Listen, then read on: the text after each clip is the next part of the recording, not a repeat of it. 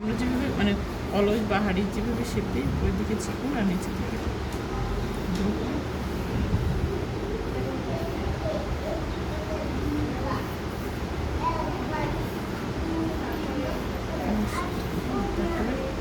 এখান থেকে ভিতরের দিক থেকে একটা লাইন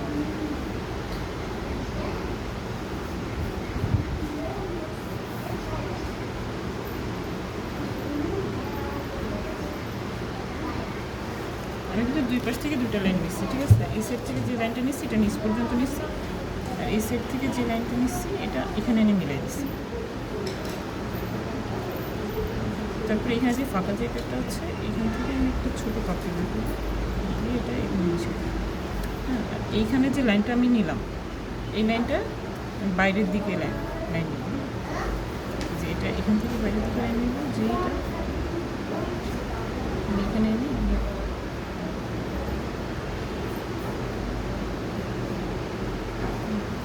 আর এখানে যেটা নিচ্ছি এই জায়গাটা আছে না, এটা মুছে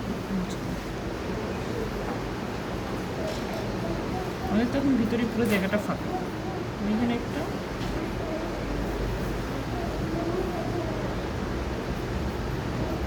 এখানে গোল করে শিপ নিলাম, ভিতরের দিকে যে পাপড়িগুলো থাকে ওগুলো তো একটু মানে জড়ো জড়ো থাকে। হ্যাঁ, এই যে এই লাইনটা আমি এখানে এনে মেরে দেবো। এখন এটা শেপ যাবে বাইরের দিকে,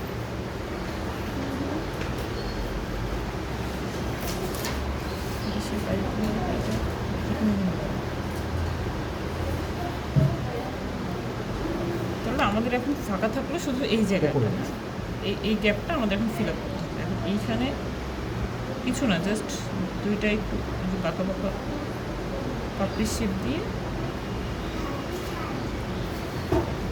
জায়গাটা ফিল আপ করবো। এক্সট্রা যে লাইনগুলো আছে এগুলো আমরা মিলাই দেবো।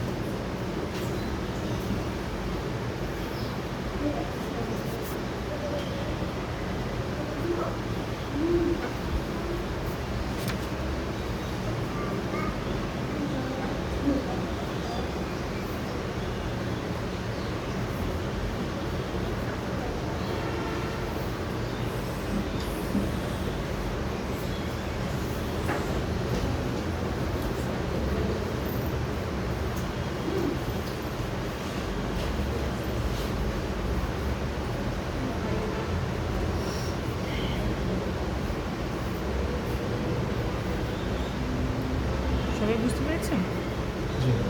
গোলাপের এই জায়গাটা গোড়ার দিকে একটু এরকম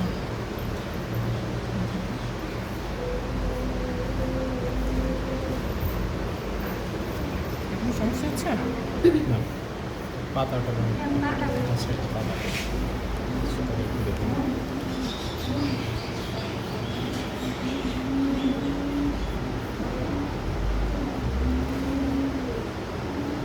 পাতার ফার্স্ট এরকম শিপ দিয়ে নেন, গোলাপের পাতা ছোটো ছোটো এরকম পাতার শিপ দিয়ে নেন প্রথমে।